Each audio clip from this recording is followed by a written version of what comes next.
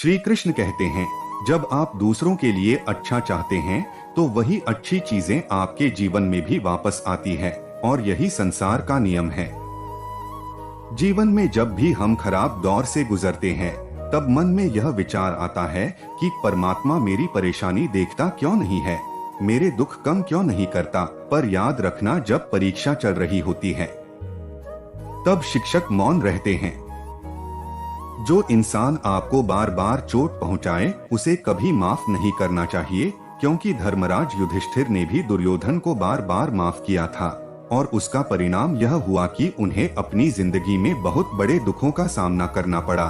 कोई इंसान अगर एक बार गलती करे तो माफ करना फिर भी ठीक है, लेकिन कोई अगर बार बार गलती करे तो उसे माफ करना आपको बहुत ज्यादा नुकसान पहुंचाएगा, क्योंकि उससे गलती नहीं हो रही है, वह उसकी आदत है, वह इंसान ऐसा ही है, वह हमेशा आपके साथ ऐसा ही करेगा। तो बहुत ज्यादा दयालु मत बनो। किसी को माफ करने में और बेवकूफ बनने में बहुत बड़ा अंतर होता है। किसी को अगर एक बार आप माफ भी कर रहे हो तो उस इंसान से आप जरूर सावधान रहना। कहते हैं, आजमाए हुए को फिर आजमाना मिट्टी मुंह में डालने के बराबर होता है। उस चीज को बार बार सोचना छोड़ दो जो आपके मन की शांति को भंग कर देती है। वास्तविकता में यह जीवन एक भाव की तरह है, जितना आप जीवन में ढके रहेंगे उतना हल्के रहेंगे। जैसे ही आपका मन, आपका विचार किसी चीज में अटक कर रह जाते हैं, वैसे ही आपको वहाँ पीड़ा मिलना शुरू हो जाती है। मनुष्य के जीवन में चिंता, तनाव और मानसिक बीमारी सिर्फ तभी आती है जब वह किसी चीज में अटक कर रह जाता है। चिंता आखिर है क्या? किसी एक ही बात को बार बार सोचते रहना, उसे चिंता कहते हैं। जिस चीज पर आपका नियंत्रण नहीं उसे छोड़ देना चाहिए। जब आपका मन किसी एक चीज पर अटक जाता है तो आप जीवन में आगे नहीं बढ़ पाते, वहीं रुक जाते हैं। और जो इंसान जीवन में रुक जाता है उसे दुख के सिवा कुछ नहीं मिलता। सोच सोच कर इंसान का सिर्फ दिमाग ही खराब होता है, उसे अपनी समस्या का हल नहीं मिलता। जब किसी बात को आप बार बार सोचते हैं तो आपकी हालत ऐसी हो जाती है कि जैसे आप किसी जाल में फंस गए हो और उससे बाहर आने का आपको कोई रास्ता ही नहीं मिल रहा हो। याद रखना, यदि आप जिंदगी में खुश रहना चाहते हो तो अच्छा सोचो, क्योंकि आप जैसा सोचते हैं आप वैसे ही बन जाते हैं। इस संसार में हमारा कुछ भी नहीं है।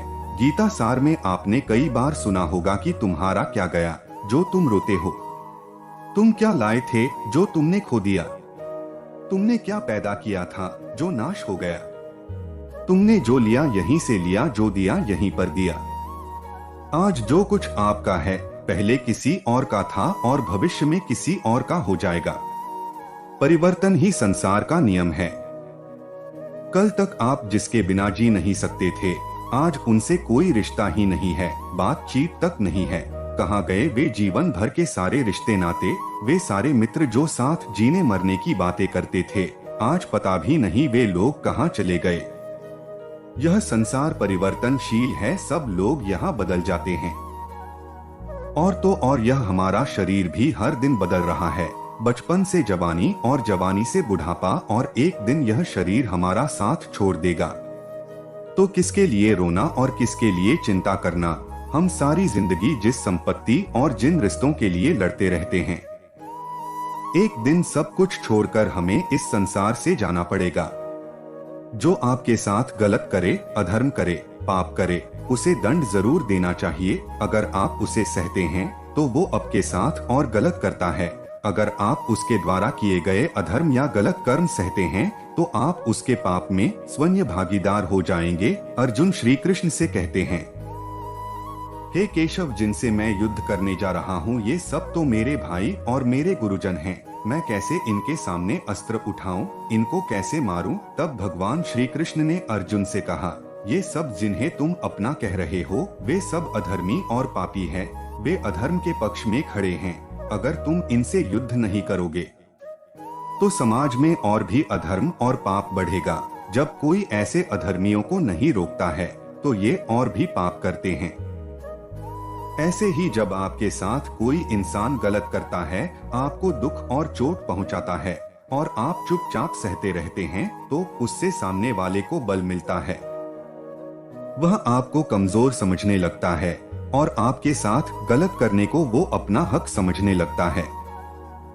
लेकिन जब आप उसके गलत व्यवहार को लेते हैं, उसके अधर्म का विरोध करते हैं, तब जाकर वह अपने सीमा में रहना सीख जाता है। क्योंकि यह कलयुग है, यहाँ इंसान को जरूरत से ज्यादा सीधा नहीं होना चाहिए, क्योंकि जंगल में सिर्फ उन्हीं पेड़ों को काटा जाता है जो सीधे होते हैं, जबकि टेढ़े पेड़ों को कोई नहीं काटता। खुद को खुश रखना हमारी सबसे बड़ी जिम्मेदारी है।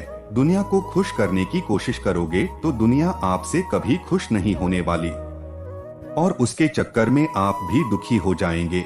इसीलिए जिंदगी में आप किसी को खुश करना चाहते हो तो पहले अपने आप को खुश रखना सीखो। कहना बहुत आसान है, लेकिन खुद को खुश रखना बहुत ही मुश्किल काम होता है, क्योंकि इंसान खुश रहना जानता ही नहीं, वो अपनी खुशी के लिए हमेशा भटकता ही रहता है। कभी किसी चीज के पीछे, कभी किसी इंसान के पीछे। खुश रहना आता है कहाँ इंसान को, इसलिए लोगों को नहीं, खुद को खुश रखने की जिम्मेदारी आपको उठानी चाहिए। कोई तुमसे तंग हो जाए तो उसे छोड़ दो, किसी की जिंदगी में बोझ बनने से अच्छा है याद बन जाओ। मनुष्य सब कुछ चाहता है पर सब कुछ उसे नहीं मिल सकता। आपको जो नहीं मिला उसके लिए पश्चाताप मत करो, और जो आपसे खो गया, जो आपसे अलग हो गया, उसके लिए निराश भी मत होना।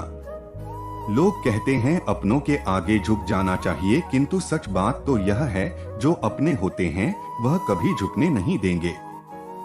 जिंदगी में दो लोगों का होना बहुत जरूरी है। एक कृष्ण जो ना लड़े फिर भी जीत पक्की कर दे, दूसरा कर्ण जो हार सामने हो फिर भी साथ ना छोड़े। प्यार और तकदीर कभी साथ नहीं चलते, क्योंकि जो तकदीर में होते हैं उनसे कभी प्यार नहीं होता, और जिससे हमें प्यार हो जाता है वह तकदीर में नहीं होता। आपके साथ अब तक जो हुआ अच्छे के लिए हुआ, आगे जो कुछ होगा अच्छे के लिए होगा। जो हो रहा है वो भी अच्छे के लिए हो रहा है, इसलिए हमेशा वर्तमान में जियो, भविष्य की चिंता मत करो। जब तक शरीर है तब तक कमजोरियां तो रहेगी ही, इसलिए कमजोरियों की चिंता छोड़ो और जो सही कर्म है उस पर अपना ध्यान लगा।